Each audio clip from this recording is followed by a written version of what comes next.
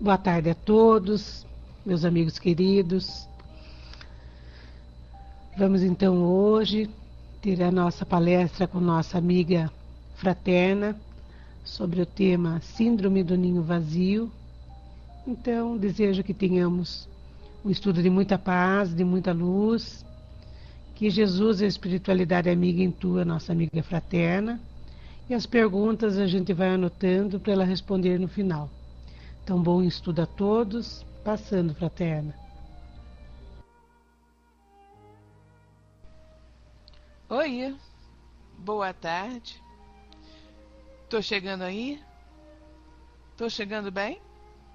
Na boa? Tá tudo certo? Beleza. Boa tarde a todos vocês que me dão a satisfação de aqui estar. E muito obrigada por ter pedido aos guias da sala e aos meus também que me ajudem mais uma vez, porque a minha intenção aqui sempre é ajudar.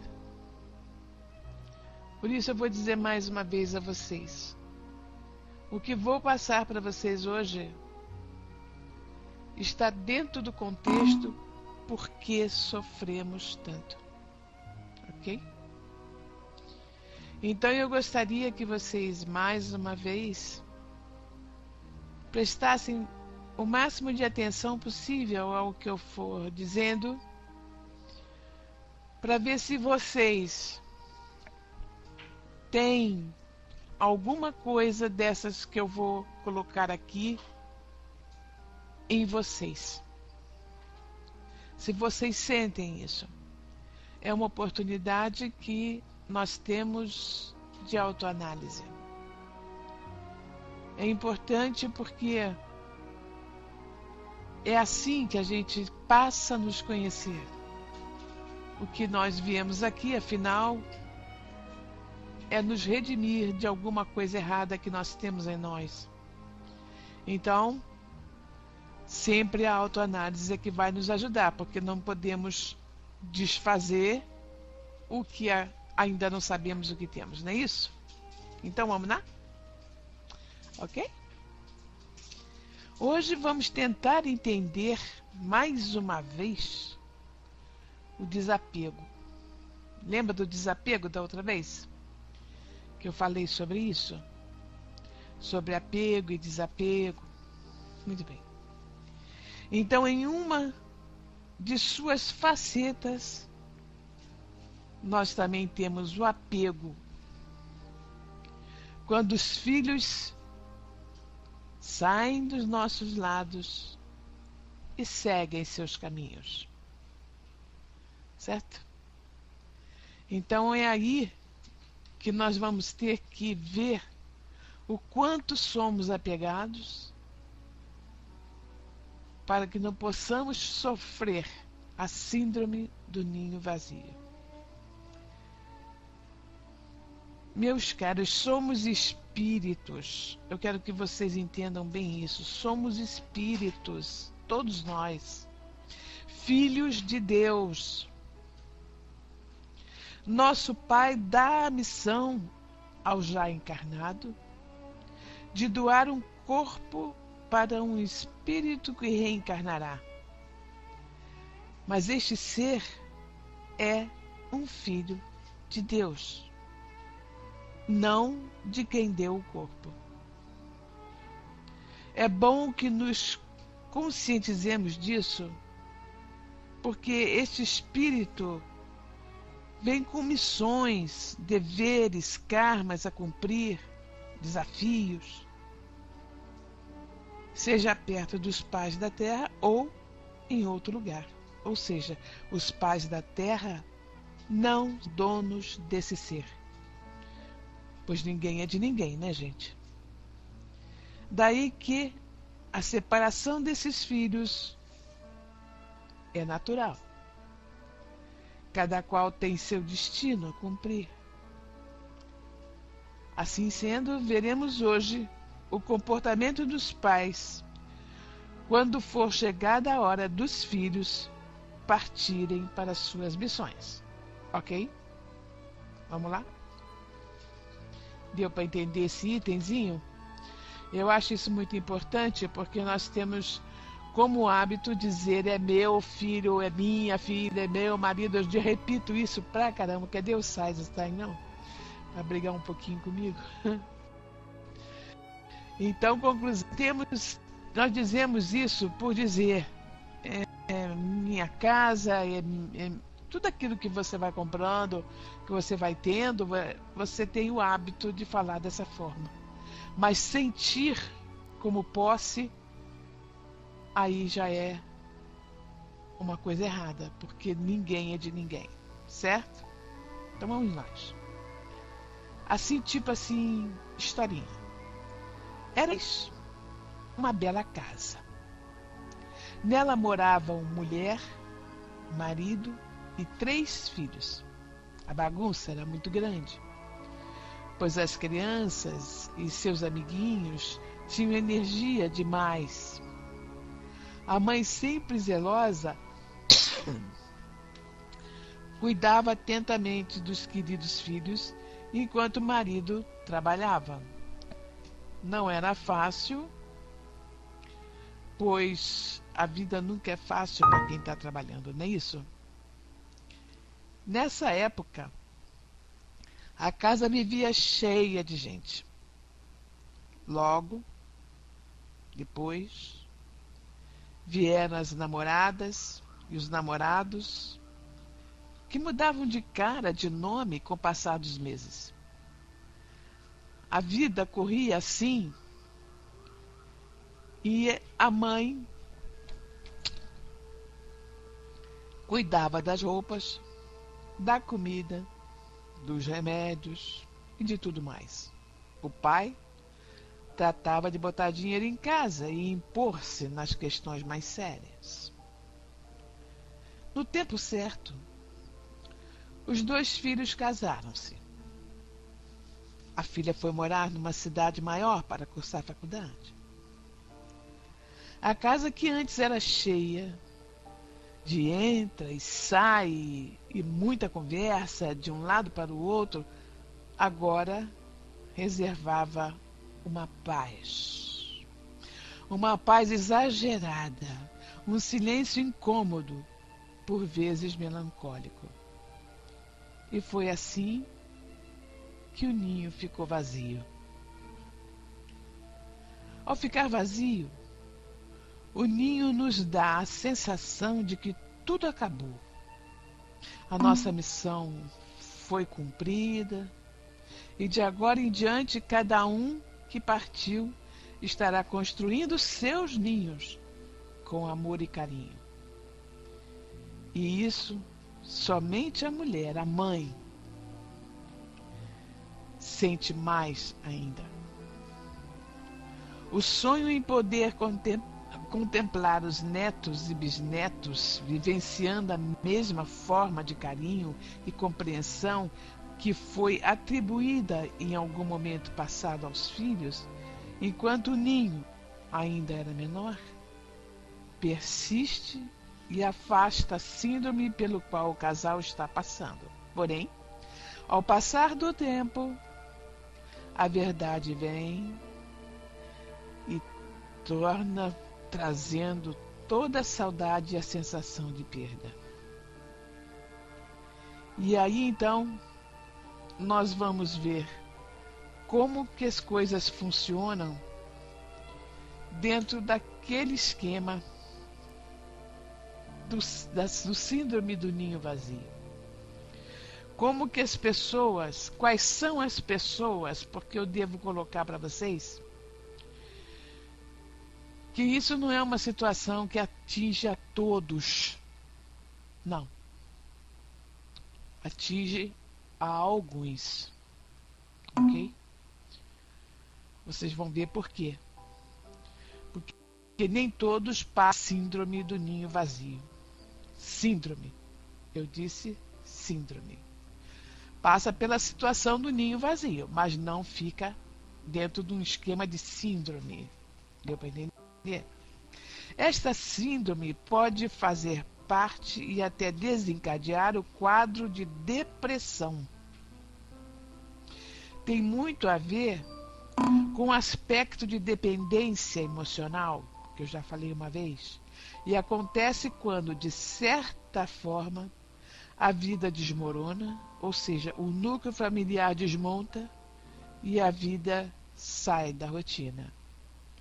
É muito comum na vida de mulheres quando os filhos saem de casa para estudar fora ou se casam. Enfim, quando a família do jeito que é conhecida modifica-se e perde sua estrutura básica, ou seja, todo mundo unido no mesmo espaço físico e tendo a mamãe ou o papai como os grandes e eternos mantenedores e responsáveis pela família. Quem é a pessoa que está sujeita a sofrer essa síndrome? Vamos verificar quem? Normalmente aquela que não aprendeu a ser emocionalmente independente. Preste atenção a isso. Aquela pessoa que não aprendeu a ser emocionalmente independente e passou um bom tempo de sua vida vivendo para os outros. É mais comum nas mulheres por conta do arquétipo de servilismo e passividade. Esse servilismo e passividade ainda vem do século XVIII.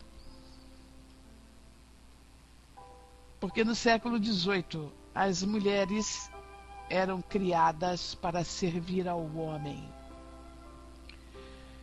Elas aprendiam a cozinhar, a lavar, a bordar, a costurar, mas nunca nem pensar em fazer alguma coisa com que elas pudessem crescer mentalmente, em sabedoria, para que pudesse trabalhar fora como estamos nos dias de hoje. Depois que queimaram os sutiãs, não é isso? Então, conclusão. Como hoje nós vivemos, a mulher hoje vive de uma forma diferente.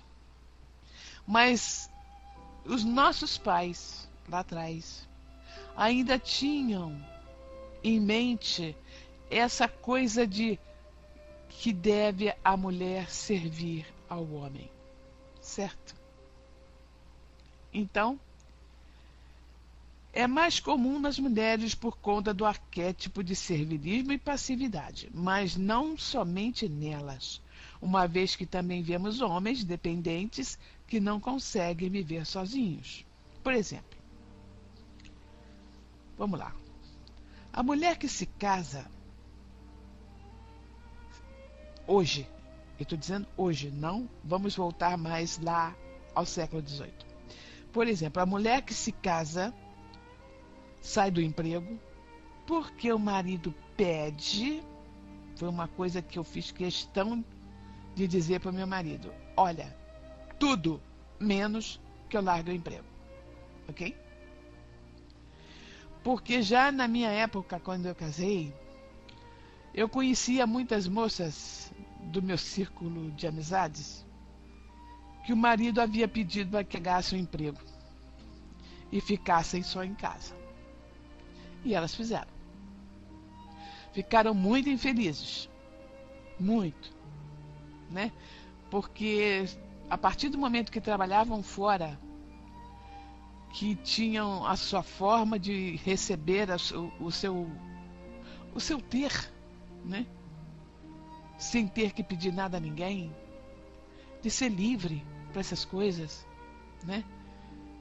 De se sentir importante, né? Deixaram de ser.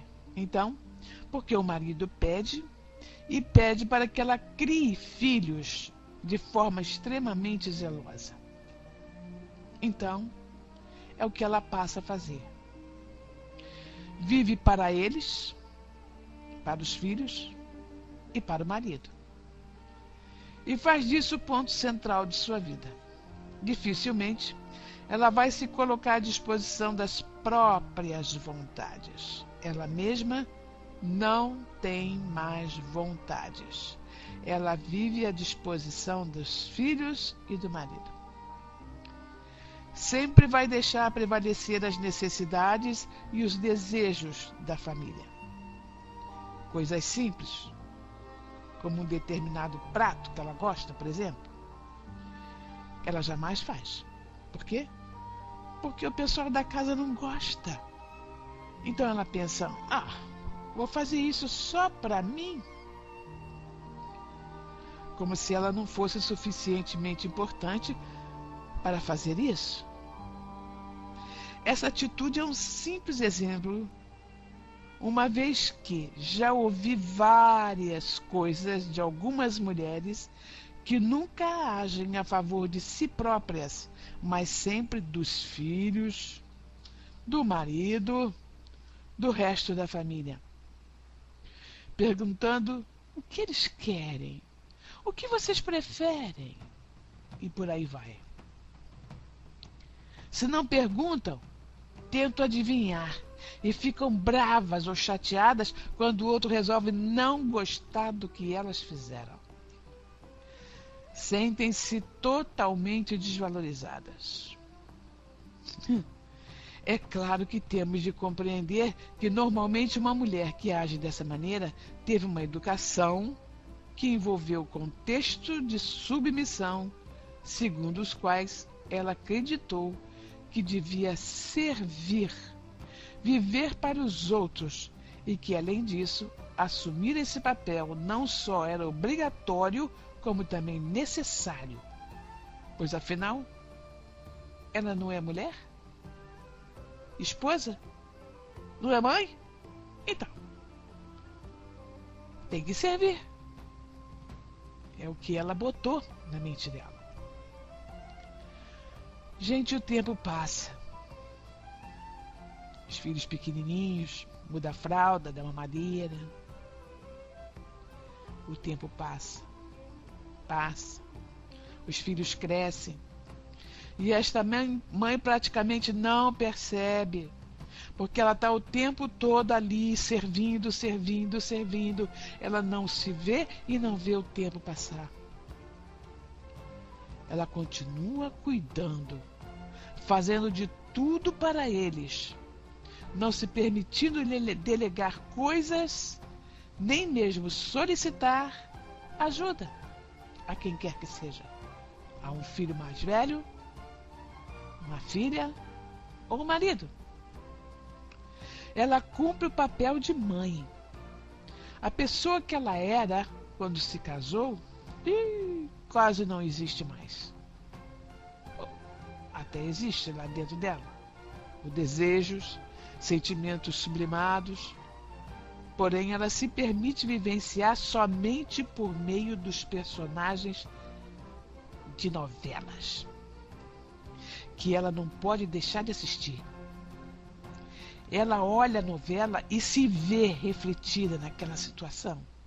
Do jeito que as mulheres na novela agem com determinações, dizendo, fazendo, acontecendo, ela ali se encontra. Então vê novela uma atrás da outra. Ou então das conversas de fofoca com amigas. Porque falar do outro e fofocar é uma expressão velada do que se gostaria de fazer e não se tem coragem. E não se dá espaço e liberdade nem para pensar. A vida dela, em termos individuais, é quase nula. Pode se cuidar fisicamente, arrumar-se, mas na maioria das vezes precisa do aval da família. Certa vez, vou contar para vocês um caso que aconteceu comigo. Fui a um médico que estava muito decepcionado, porque era final de ano e nenhum dos filhos iam estar com ele e a mulher. A partir disso, eu mudei meu caminho. Procurei sempre valorizar o relacionamento com o marido, porque filhos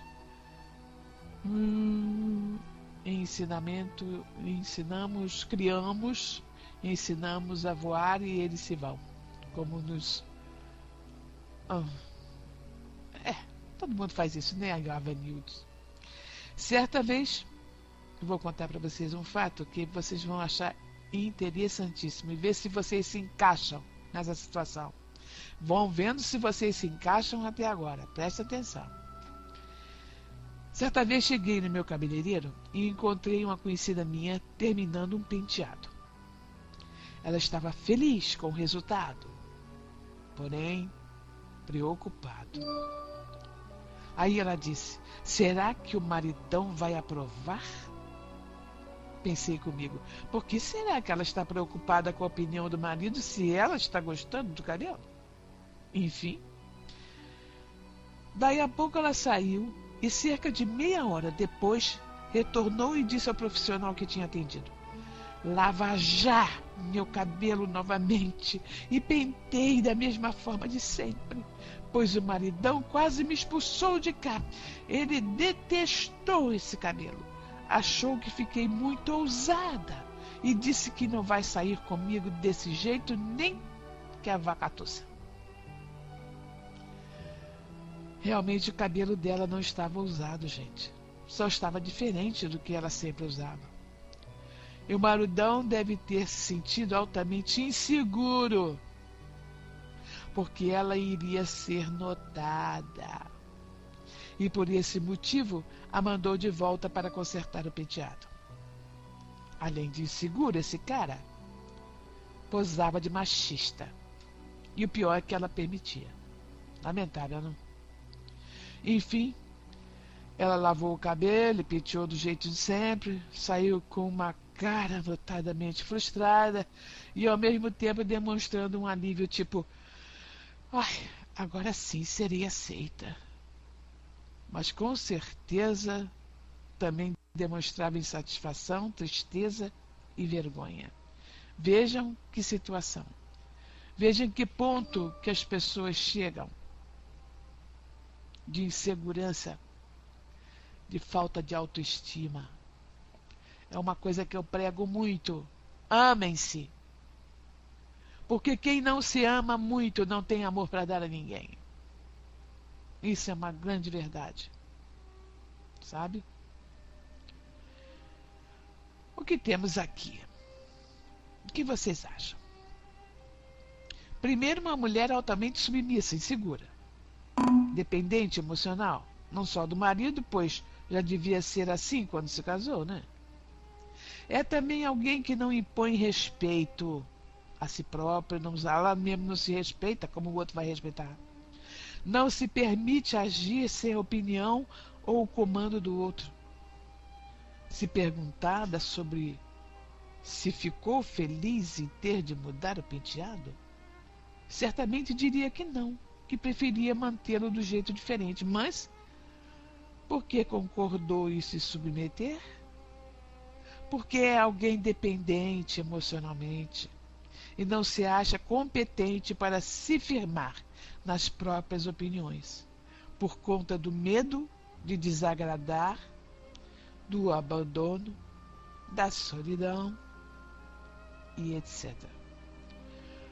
Condições com as quais, se fosse observar, perceberia que já convive com isso tudo, com o abandono, com a solidão.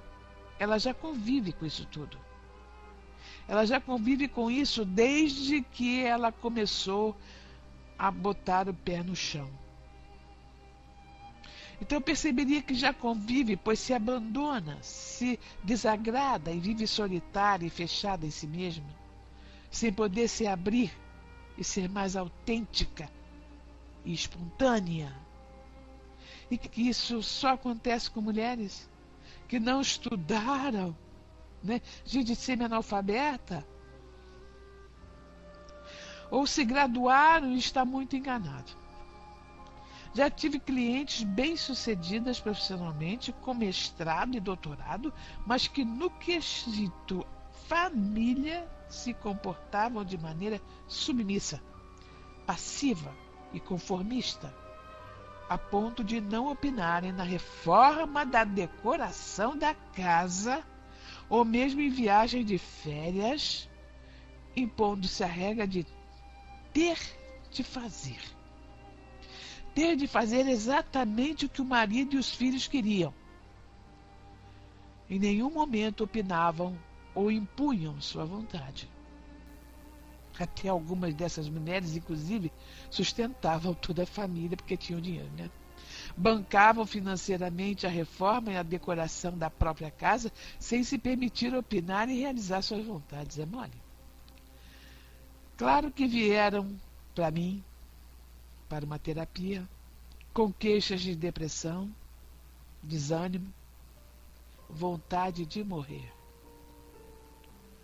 E então, ao longo do processo, perceberam e tomaram consciência de sua história emocional, de suas crenças negativas e permissivas, motivo de suas ações. E aí, mudaram. Ainda bem. Mas, lamentavelmente, nem todas que se identificam com essa situação querem mudar.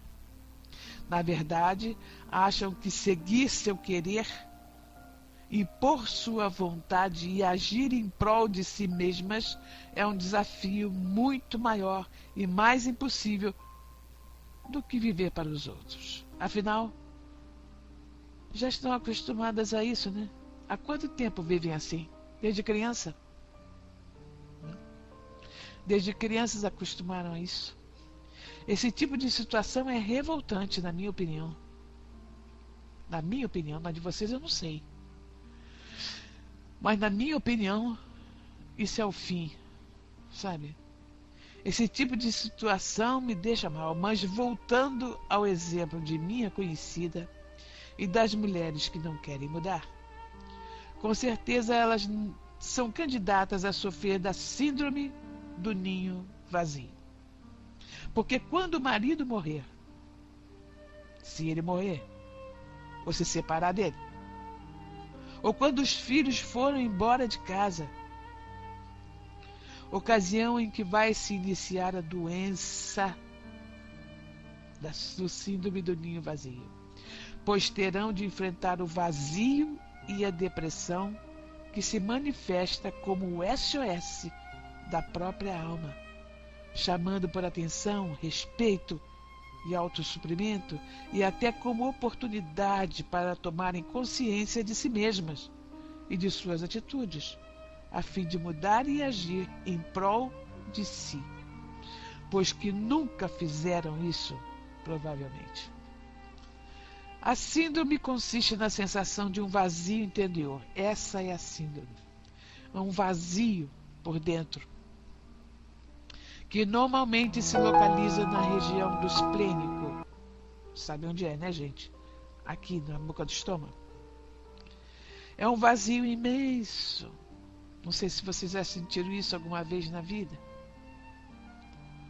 Que está lá porque sempre esteve e nunca foi percebido. Esse vazio sempre esteve. A pessoa portadora da síndrome nunca o percebeu. Logo, nunca o procurou preencher. Pelo contrário, tirou de si o tempo todo energia e disposição para fazer pelo outro. E somente para o outro, negando-se e anulando-se o tempo todo. E tudo para defender a crença interna de que necessita do outro para viver. É aquele caso que eu já falei aqui. Quando as pessoas encontram alguém e dizem, esse vai me fazer feliz. Ou pergunta para o outro, você vai me fazer feliz? Gente, ou você é feliz ou você não é feliz. Amando-se. Porque ninguém é responsável para me fazer feliz ou não. Ninguém é responsável por isso. Certo? Aquela crença frustrante, cuidar do outro para que ele haja por ela, crença ilusória e frustrante, pois as coisas não são assim, muito pelo contrário. Não é não? Quem age com essa expectativa acumula muita frustração, decepção e raiva. Emoções que, se não forem bem resolvidas, gerarão mais e mais depressão. Bem, minha gente, esse é o caso da mulher. Já atendi muitos homens também que desenvolveram esta síndrome. Normalmente são homens que perderam a mãe muito cedo, ou que foram abandonados pela mãe ou doados e cuidados por outras pessoas, por conta de um imenso vazio interior, inseguranças e sentimento de falta de valor. Acabam sempre desenvolvendo um apego e uma carência enorme na companheira. E num futuro rompimento da relação, por separação ou morte, eles também sofrem muito com a depressão e a síndrome do ninho vazio. Sentem-se de fato como se estivessem fora do ninho, quase a ponto de morrer, pois agiram a vida toda em função da companheira, vivendo literalmente para ela, na esperança ilusória de que ela era o ponto de apoio, o porto seguro, a fonte de nutrição. Será que vocês pensam dessa forma com relação àqueles que vocês estão acompanhando?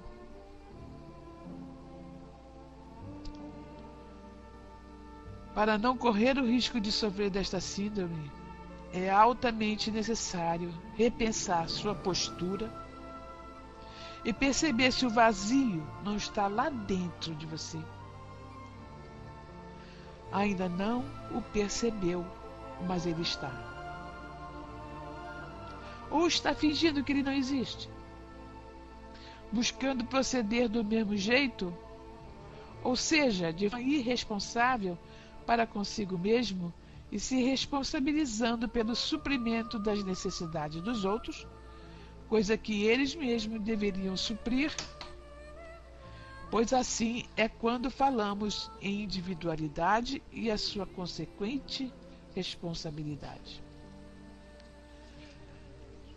Recebo muitas ligações e e-mails com casos de pessoas que perderam o cônjuge e entraram em profunda depressão, não achando mais graça em viver e me perguntando como é que poderia ajudá-la. Gente, na realidade é difícil ajudar quem não quer se ajudar. Vamos partir desse princípio. Às vezes as pessoas vêm a mim por uma questão de hábito, porque alguém, quando a vê esta pessoa mal, né, diz assim: por que você não vai a um psicólogo? Faz uma psiquiatria, uma psicanálise. Você está muito mal. Mas ela vai. Mas quando a psicóloga começa a buscar lá embaixo a situação dela, desde pequena, tal e coisa, fazendo com que ela pense naquilo que estava embaixo, etc., ela para tudo. Ah, não quero saber disso mais não. Eu não sou maluca. Eu não preciso de psicóloga. E aí é que eu digo para vocês: ajudar a quem não quer se ajudar, porque eu não posso mudar ninguém como psicóloga que sou. Porque ninguém muda ninguém. Eu posso dar opinião, eu posso dar um jeito dela ver lá embaixo como é que estão as coisas, dela sentir as coisas. Mas é ela que vai se mudar. É ela.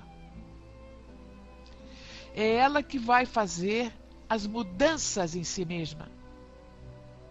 Ao sentir que aquilo que foi dito para ela tem alguma coisa a ver. Certo? Agora, tem muitos terapeutas que, infelizmente, fazem disso um modo de viver, né? Então, na realidade, é difícil ajudar quem não quer se ajudar. Mas Meu conselho é encaminhar a pessoa para um processo de psicoterapia, como eu estou falando aqui, uma terapia breve ou aconselhamento, enfim, para que ela possa perceber sua dependência emocional de quem partiu e também para se conscientizar da sua própria força e de seu potencial. Vi outro dia aqui um rapaz que veio chorando porque a namorada estava dando fora nele e ele estava se sentindo inferiorizado. Então, eu disse para ele: meu filho, o que você está fazendo? Eu estou dando em cima dela. Eu fico o tempo todo atrás dela, tentando mostrar para ela quanto é necessário ela estar comigo. Aí ela me dá um fora. Aí eu virei para ele e perguntei: você já está vendo que você é um chato? Não. Você está batendo na minha tecla o tempo todo. O que está acontecendo com você, rapaz? Né? Ele disse: eu não sei. Eu amo demais essa mulher. Eu disse: meu filho, você se ama quanto? Aí ele parou e ficou olhando para minha cara. Eu me amar? Ele não sabia nem o que era isso. Eu tive que explicar para ele o que é autoestima. Ele não tinha a menor noção disso. E daí que ele estava buscando na outra essa autoestima para ele. Deu para entender? E assim como esse, tem várias pessoas que são assim, né? A pessoa vai precisar direcionar seus potenciais em ações nutritivas para si mesma, se quiser melhorar e viver melhor. O que não aconselho é tentar substituir a pessoa que morreu ou que foi embora. Hã? Já que esse daqui não quis nada comigo, então eu vou, sabe aquele do trabalho? Eu vou dar uma voltinha com ele. Vai começar tudo outra vez.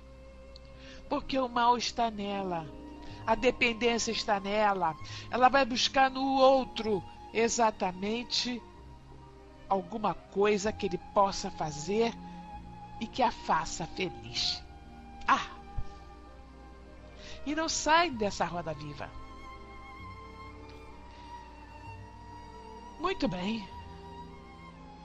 Pois isso não ajudará em nada, pelo contrário, vai acomodar a pessoa e deixá-la na mesma situação de dependência, com o agravante de parecer uma supervítima do destino. Estão dando para entender isso? Vocês deram para entender isso aí que eu quis colocar para vocês? Aliás, não devemos, em hipótese alguma, alimentar no outro a sensação de que eu sou vítima, que eu sou uma pobre coitada, a sensação de autopiedade. Tudo isso é péssimo. Isso, o outro vê que você não é uma pessoa equilibrada, sabe? Que você não está em equilíbrio, que você precisa buscar você dentro de você. Quem é você, afinal? Onde está a autoanálise? Eu sempre digo que nós aqui, somos assim privilegiados. Porque a doutrina espírita, como ajudou muito a mim, né? Acredito que tenha ajudado muito a vocês que aí estão.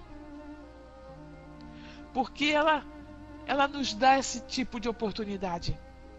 Sabe? Esse tipo de oportunidade da autoanálise. Eu nunca ouvi isso na Igreja Católica. Desculpe quem é católico, mas eu nunca ouvi isso. Nunca ninguém falou isso comigo. De saber quem eu sou. E como isso é importante. Como isso é importante, meu Deus. Você saber quem você é realmente. Quem, na verdade, você tem dentro de você. Ali, como personalidade. Que você trouxe de outras encarnações e que você burilou nessa encarnação de forma errada, talvez. Porque, na verdade, nós trazemos nossas encarnações passadas para esta encarnação aqui. Em nossa mente, em nosso espírito, em nossa memória espiritual. E muitas das vezes, os pais, coitados, outro dia eu estava atendendo a um casal com um filho, que me lembrei de você, Rosinha, com aquele trabalho que você fez. Incrível o trabalho que o filho adolescente estava dando. Demais. Me lembrei de você. E realmente existem situações em que os pais fazem de um tudo para fazer com que aquele filho seja diferente, que ele passe a ser boa gente. Mas será que eles sabem fazer isso? Será que eles têm consciência de como se faz com um adolescente que chega com a bagagem de outras encarnações? Será que eles sabem como fazer isso? Ou vão logo brigando? Ou vão logo dizendo não é assim, não é assado? E começa aquela briga toda dentro de casa. Eu sempre repito aqui. Observe quem é aquele espírito que está chegando. Já que está tudo diferente do que você deu até então. Já que você já não sabe mais quem é aquilo. Então, veja bem. É importante isso, gente. Né? Nós sabemos com quem nós estamos lidando. Tá? Então, nesse dia de hoje aqui,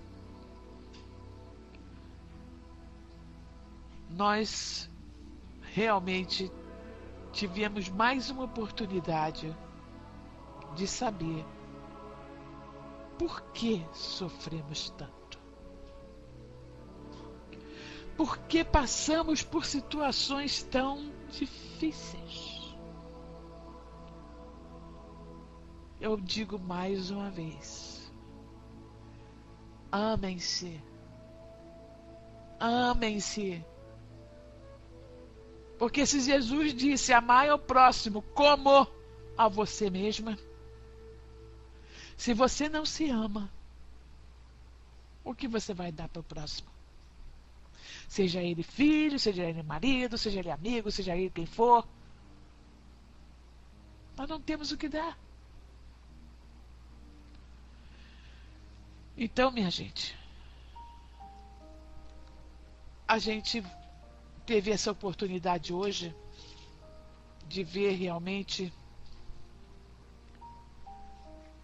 quem nós somos. Mais uma vez, nós estamos aqui no final disso tudo que eu estou passando para vocês. Nada de julgamentos não devemos fazer, né? De querer salvar o outro, de fazer críticas, pois não devemos atirar a primeira pedra.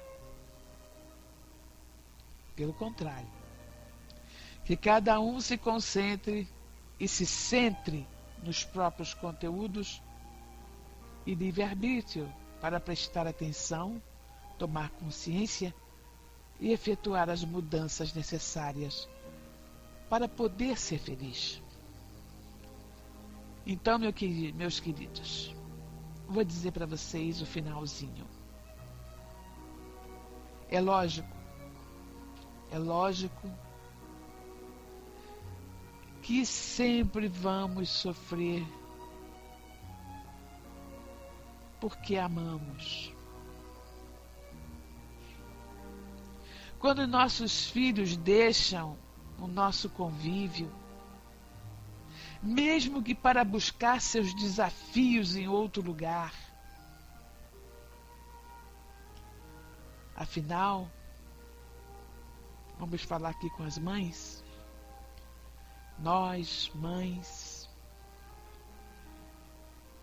nós carregamos esse ser dentro de nós por 9 meses. Demos do nosso seio o primeiro alimento. Acompanhamos os primeiros passos nessa encarnação. Ajudamos a entender como ser feliz nesse planeta escola. A vocês, pais, tiveram o dever de doar segurança aos pequeninos. Não só financeiro, mas a segurança, o exemplo, o amor incondicional. Mães, sabemos que essa é uma missão que aceitamos ter. Quando encarnamos, aceitamos ter esta missão. Esses filhos de Deus fazem parte de nossos desafios.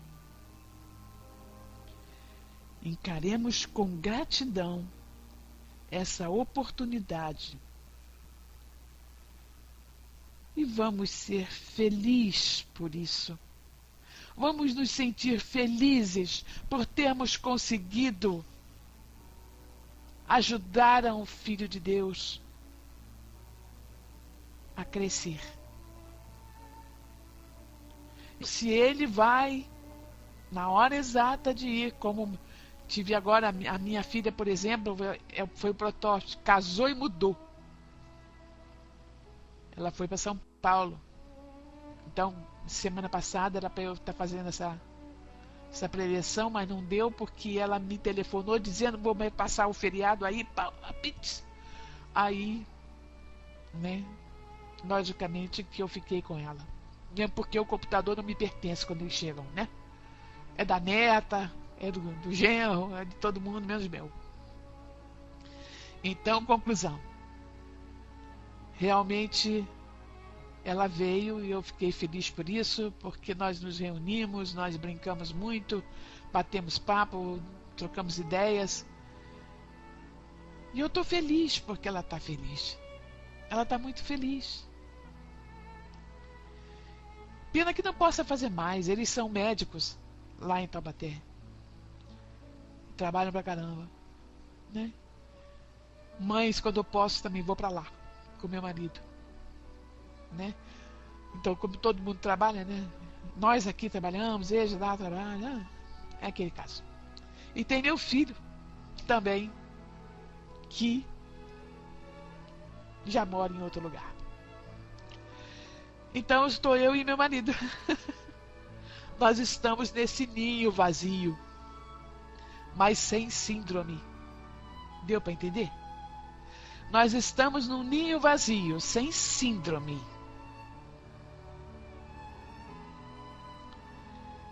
Ai, Charazinho, ele foi morar em outro lugar aqui mesmo, aqui no Rio. Mas mora em outro lugar porque diz que homem tem que ter lugar para morar, entendeu? Não pode morar na casa de papai. Então, sei lá, a cabeça dele deixa ficar assim. Então, fico eu e meu marido aqui, né? E nós fazemos tudo aquilo que nós temos que fazer. Ele trabalha para um lado, eu trabalho para o outro, cada um faz uma coisa, nós fazemos as coisas juntos também, né? Nós fazemos muita coisa juntos. Moramos numa casa enorme, infelizmente uma casa imensa, porque tinha filhos e tinha gente que vinha para cá beça, era gente da faculdade que enchia a casa. Aí comprei uma casa imensa e tô com uma casa imensa, eu e ele. Gostou? Tá bom pra você? Então, por conseguinte, eu só encontro felicidade nas coisas que eu vejo e passo aqui agora, gente. Porque eu me amo. Eu vou dizer pra vocês, eu me amo de um monte. E ele também. Eu respeito a ele e ele me respeita. Nós nos respeitamos. Então nós nos amamos. Ele é meu maior amigo. E ele diz, eu sou a melhor amiga dele. Então nós estamos ótimos, mesmo com o ninho vazio. Eu não passo por essa síndrome. Deu para entender? Então isso pode acontecer. Estou mostrando para vocês o meu lado, simplesmente porque este lado positivo existe. E que o Espiritismo me ajudou muito? Uau! Me ajudou de monte. Porque isso tudo que foi mostrado aqui, autoestima, autoanálise, tudo isso, de que não sou dona de nada, de que ninguém é dono de ninguém, tudo isso eu aprendi no Espiritismo, gente. Isso me fez um bem, caramba, me fez crescer, sabe? Eu achei isso ótimo, foi muito bom mesmo, né? Hoje eu consigo não ter síndrome, embora o ninho esteja vazio. Deu para entender? Ok? Então, alguma pergunta? Alguma dúvida que ficou no arzinho aí? Eu posso ajudar em alguma coisa?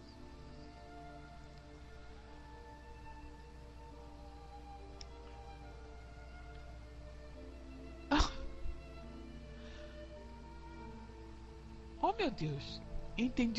Todo mundo entendeu tudinho? Oh, meu Deus, eu tô ficando uma professora maravilhosa. Ah, que bom. Então eu estou sendo realmente uma ótima professora, não só de surdos, porque eu sou professora de surdos, né? Eu não vou falar nada disso com eles, que eles não vão entender nada. Mas sou professora de surdos e sou muito feliz como tal. Mas estou sendo uma ótima professora, pelo que eu estou vendo, porque, né? Ninguém teve dúvida. Então, olha, o surdo só é mudo porque não escuta, viu, fofo? Mas ele não é mudo, não. Tá? Ok? Então, vou passar para quem deve, que eu não sei nem quem é. Quem vai entrar, gente? Oi, Sil. Ok. Beijinhos. E que eu possa ter ajudado a vocês, porque a minha intenção sempre é essa, de ajudar a quem precisa, ok? Beijinhos.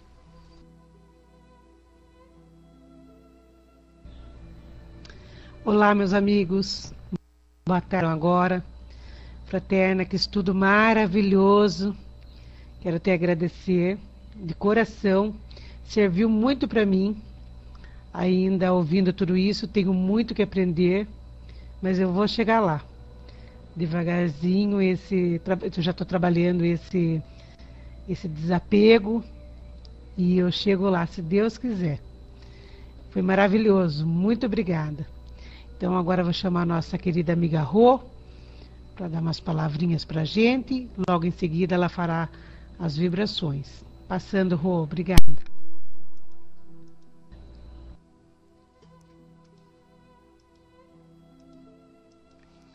Boa tarde aos que chegaram depois dos nossos cumprimentos na sala. Sejam todos bem-vindos. Eu sou suspeita, né? Falar alguma coisa contra a nossa amada Frater. Eu sempre digo que ela é o meu complemento. Às vezes a gente brinca, né? Que a gente dorme juntas. Não, porque a gente pensa às vezes o mesmo assunto. Uma fala, mas é a mesma coisa que eu ia falar, ela falou. Então isso mostra que a nossa sintonia é plena. Com certeza, quando nós dormimos, nós nos encontramos, os nossos espíritos, para trabalhar, estudar juntas, fazer o nosso trabalho, levar aquelas pessoas que necessitam. Então, é tão importante tudo isso que ela fala para nós aqui, porque ela convive no dia a dia com as dificuldades. A gente trabalha na casa espírita, a gente estuda na casa espírita e a gente também se preocupa com o lado emocional da pessoa.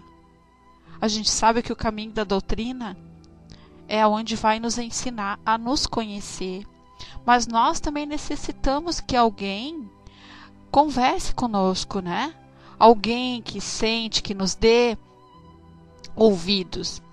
E eu estava aqui ouvindo ela e me vinha assim, que eu já passei por isso, né? Eu sei que a Fraterna também já passou, e eu sei que algumas pessoas estão passando aqui na sala, a aprender a se amar, a se conhecer E como disse aqui o nosso amigo Wagner, a felicidade, ela não está lá na rua, lá fora.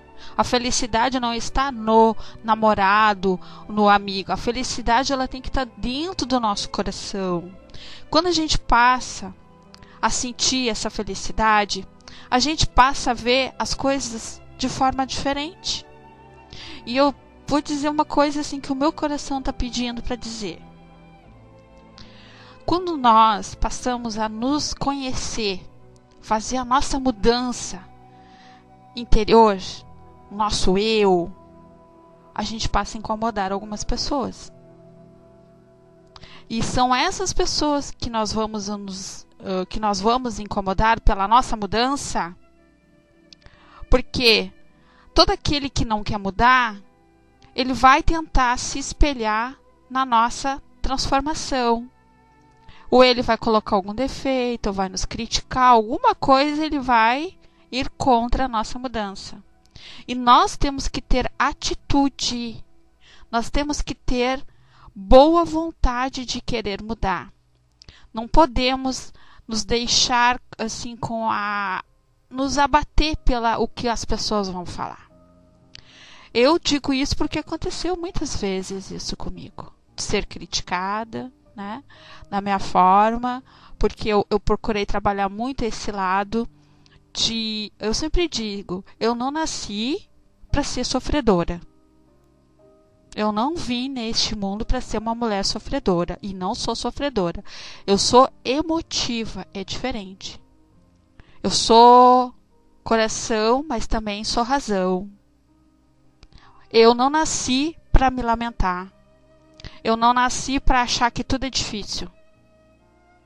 Eu sou uma pessoa assim, quem me conhece, quem convive comigo sabe. Porque é fácil falar aqui no microfone, é fácil falar na internet, né? É fácil pegar o microfone e falar. Isso é o mais fácil. Mas, é como eu sempre digo, eu me preocupo muito com o que o meu coração pede para falar. A Beli não ia poder vir hoje, Andréia. Então, quando a gente passa a se amar, a se valorizar, eu sou a primeira pessoa e digo, tá triste? Vai lá, toma um banho bem gostoso, escova o cabelo, passa um perfume, um batom, bota uma música, senta na rua, dá uma caminhada. Quando eu tô querendo ficar um pouco para baixo, eu começo a limpar minha casa. É a minha terapia. Adoro limpar a casa. E fico ali, mudo o sofá de lugar, troco a cortina, faço quando eu vejo, tomo meu banho, eu digo, ai, obrigada a Deus, acendo o incenso para dar aquele aroma dentro da minha casa, que eu adoro uma casa perfumada. Isso para mim é uma grande felicidade. Faxinão, porque não dá tempo da gente ficar ali se achando que é vítima. Ai, porque ninguém me ama, porque o fulano não me ama. A gente ama. A gente passa a amar alguém de verdade quando a gente se conhece. E quem ama não sufoca. Quem ama não prende. Quem ama entende sempre. Quem ama às vezes se cala. Quem ama às vezes escuta, né? Hoje eu estava conversando com uma pessoa sobre isso. Como que tu vai discutir com o marido que está de cabeça quente? Vai cobrar dele uma coisa que ele vai vir com 10 pedras. Te silencia, criatura. Espera o momento certo. Eu disse, eu quero ser uma rainha do meu silêncio do que escrava das minhas palavras. Então, como que tu vai bater de frente com uma pessoa que está atordoada? Ela não vai conseguir nunca te escutar. E é isso que a gente peca, né? A gente acaba se debatendo, esperando do outro que diga que te ame, que tu é a melhor mulher do mundo, ou o melhor marido do mundo. Não, tem momentos que a gente pode demonstrar com atitudes. Num simples jantar, fazer uma comidinha gostosa, botar uma música, ver um belo filme, às vezes não precisa falar. Então, parabéns, Frater, porque a Frater, quando ela se dispõe a estar aqui trazer os temas para nós, é para fazer a gente pensar assim. E não é fácil, mas não é difícil. E não é impossível a nossa mudança. A gente só pode dar amor pro outro quando não vai nos fazer falta, né? Então, do que adianta eu ir lá, me dedicar para Silvia além, dar tudo para ela e depois eu chego na minha casa e digo assim: puxa vida, fiz tudo por ela, agora não tem ninguém para fazer por mim. De nada vai adiantar.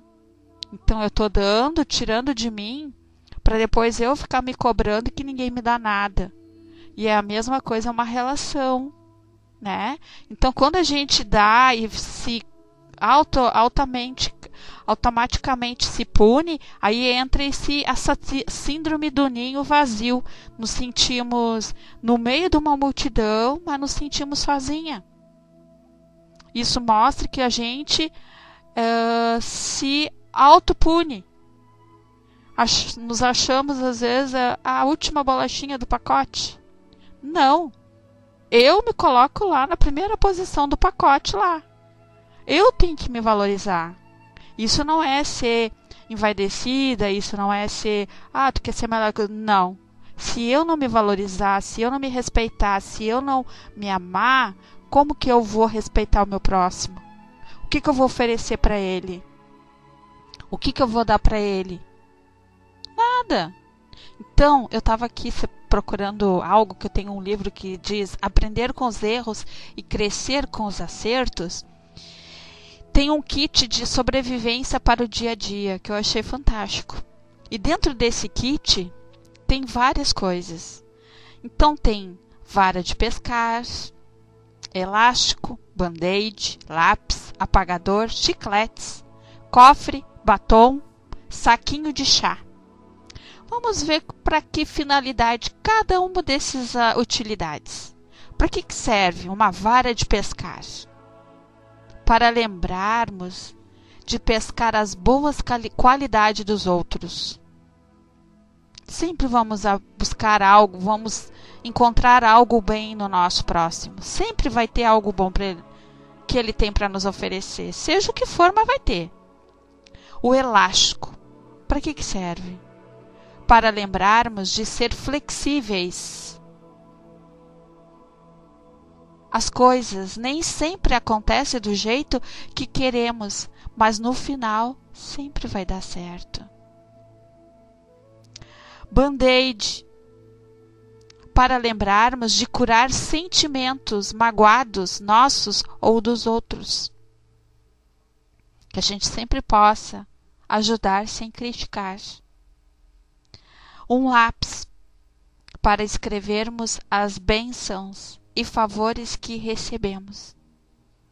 Sempre somos abençoados. Sempre, todos os dias, ao acordar e ao deitar. Apagador, para lembrarmos que todos nós erramos, porém devemos apagar estes erros. O que seria? Não repetir os erros. Se melhorar cada dia, tentar um pouquinho. Se eu não tenho o hábito de escovar meu cabelo, passar um batonzinho, eu vou experimentar hoje, passar um batom, cor da boca, fazer um coquezinho no meu cabelo. Ou o homem, vou fazer uma barba, passar uma colônia. Se sentir naquele momento amado.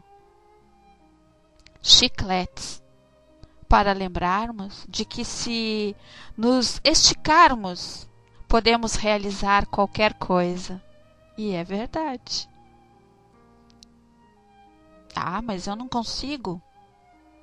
Então vamos nos espelhar naqueles que às vezes não tem uma perna, um braço, aquele que é cego, aquele que é surdo, aquele que fala, que não fala, aquele que está desenganado pelo médico, está na cama, mas está sorrindo.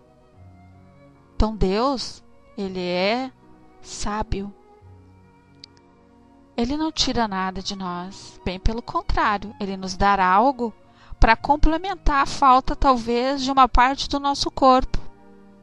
Por culpa nossa, talvez por ter errado no passado e nesse hoje a gente escolheu estar nessa situação. Então devemos ser, sim, esse chiclete, esticar o que dá, né? E tentar sempre.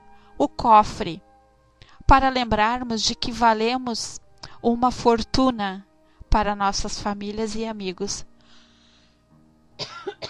Somos de um valor imenso que vocês não fazem ideia. Vocês não fazem ideia. Às vezes, a gente não escuta aquilo que gostaria de escutar. Mas eu tenho a grande certeza que no coração desses irmãos, lá está um tesouro escondido, né? Que se chama Sil, Frater, Andréia, Silvia, Vanildes, Mila, Tico, Wagner, Verônica, Selmita, Dulce, Wagner, Cassi, Gi, Elisa, Alfonso, Edivaldo, Ligeiro, Angélica, Astroide e outros. O batom. Esse é o que eu mais adoro. Eu não consigo viver sem meu batom, sem meu lápis de olho. Então, o batom é para lembrarmos de que todos precisam de beijos e abraços. Vai dizer que se de repente nós abríssemos os nossos olhos e nos deparássemos um na frente do outro agora, como seria bom a gente poder dar um abraço bem gostoso assim e dizer: nossa, tu é exatamente como eu imaginava, e dar um beijo assim, bem instalado. Acho que seria... Não tem palavras.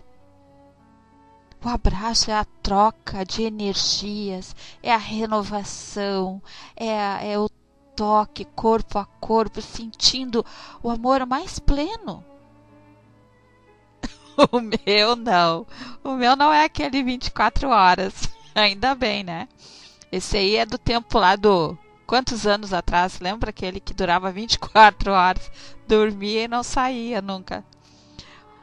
Saquinhos de chá.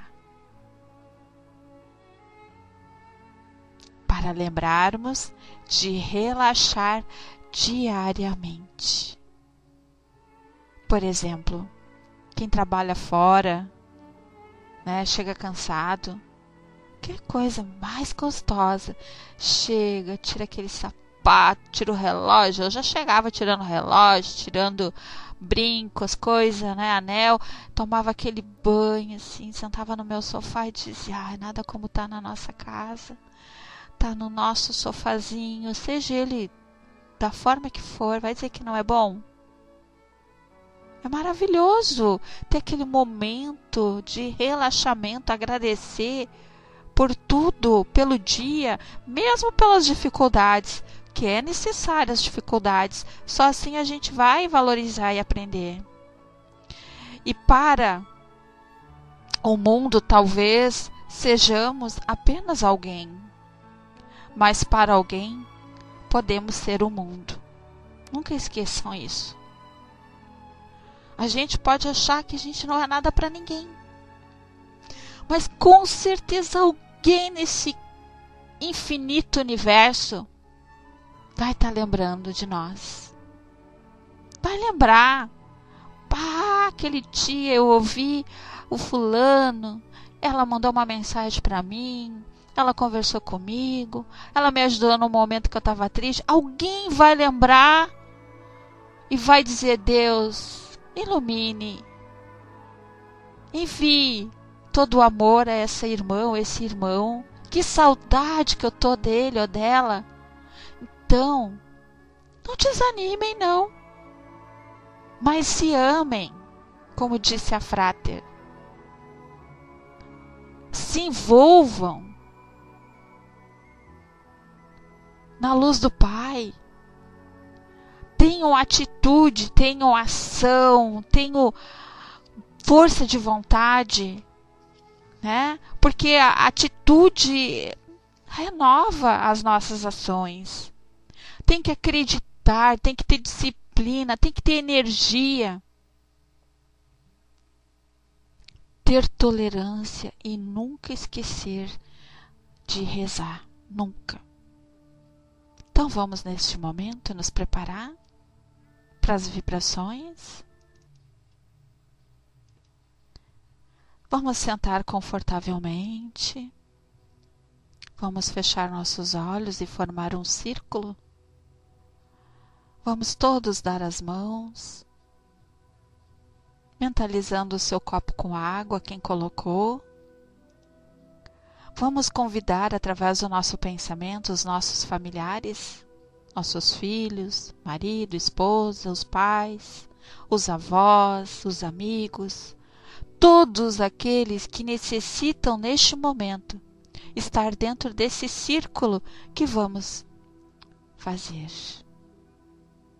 E vamos convidar o nosso Pai Maior, junto com os nossos amigos espirituais, para que possam, neste momento, derramar sobre nós, sobre os nossos lares, sobre esse universo infinito, os fluidos salutares que tanto precisamos. E esses fluidos têm que ter a gratidão, o amor, a serenidade, a calma, a paciência, a coragem, a fé, a felicidade, a tolerância, o amor, a vida, a aceitação, ter Deus no nosso interior, no nosso mais profundo ser, na nossa alma. Pedimos, nos dê o afeto, Senhor.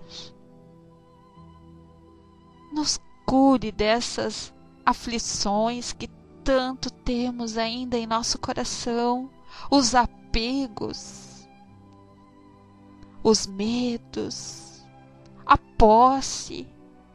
Nos ensine a saber amar sem sofrer, Pai. Nos ensine a conhecer o que é a felicidade sem esperar nada em troca.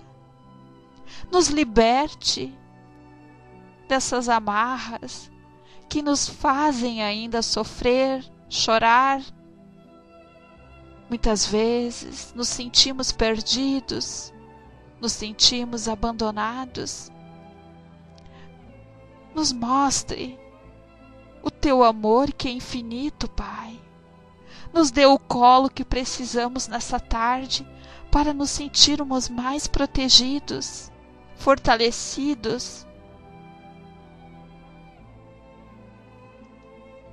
Mas como somos filhos eternos, vamos continuar pedindo, não só por nós, mas por cada nome que estamos colocando na área de texto. Vamos pedir por aqueles que se encontram nos hospitais, nos presídios, nos orfanatos, nos asilos, nas clínicas. Pedimos por aqueles que ainda não te conhecem, Pai. Pedimos pelas casas espíritas, pelos governantes. Pedimos por aqueles que já desencarnaram, que ainda não conseguem enxergar a tua luz, olhar no seu coração, pedir a chance de recomeçar. Pedimos, Senhor, pelos nossos lares. Nos dê a paciência, a tolerância, a compreensão. Nos ensine a saber escutar, Pai. Nos ensine a saber perdoar. Então, nesta tarde, que nos reunimos para poder aprender um pouquinho mais a nos conhecer, eu peço pelas nossas coordenadoras da Sala Unidos pela Doutrina e pela nossa expositora dessa tarde, que ela possa sempre levar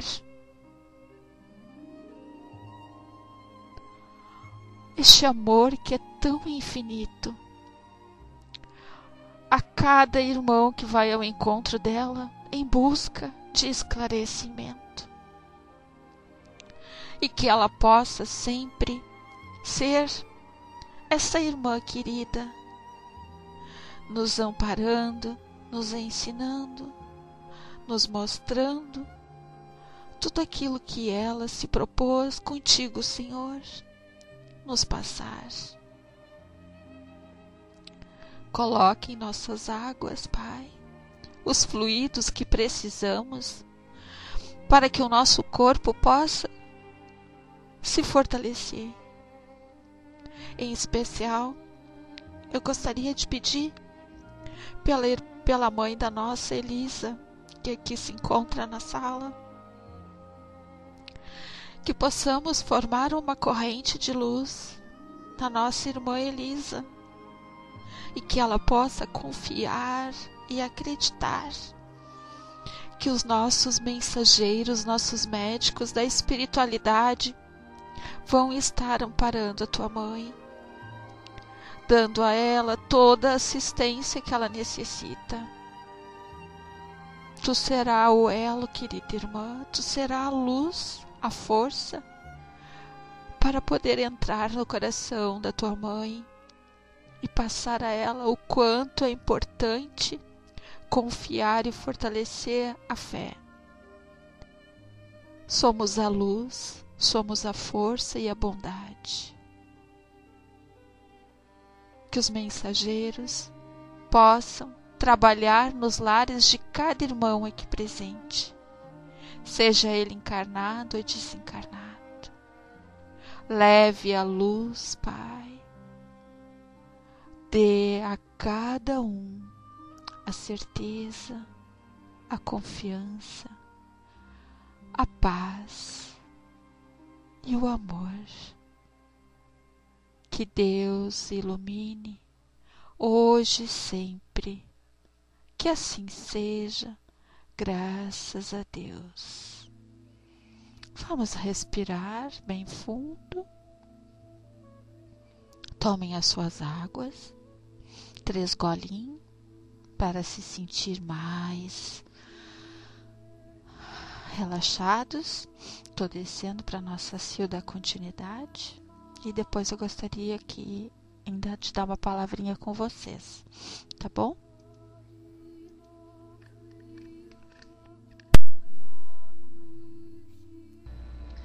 Obrigada, Rô, por essas lindas vibrações que com certeza todos receberão, conforme sua necessidade e seu merecimento. E sendo assim, eu convido a nossa amiga Andréia para fazer a nossa prece de encerramento. Em seguida, a Rô sobe novamente para dar mais uma palavrinha. Passando, Andréia, obrigada.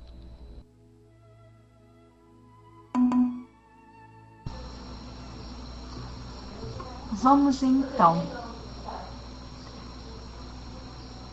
agradecer de joelhos cada um de nós, como se estivéssemos mesmo com Jesus à nossa frente, e Ele banhando a cada um de nós com a sua luz, com o seu passe, com o seu amparo. Vamos dizer obrigada por todas as irradiações que foram nos doadas hoje, pelas nossas águas, pelas palavras ditas de motivação, de incentivo, de coragem. Vamos agradecer por poder contarmos com a Rô, a fraterna, os amigos todos que aqui estão. Vamos agradecer por já podermos estar aqui dizendo sim para o estudo. Obrigada, meu Pai, pelo teu infinito amor a cada um de nós, mesmo que muitas vezes não possamos dimensionar esse carinho e esse amor que tu nos dás, mesmo diante das dificuldades, que são desafios para o nosso crescimento. Obrigada, Senhor, por essa oportunidade e por aqueles que não puderam vir, que recebam também esse carinho. Obrigada por mais essa tarde, por mais esse carinho, esse aconchego e esse abraço. Que assim seja.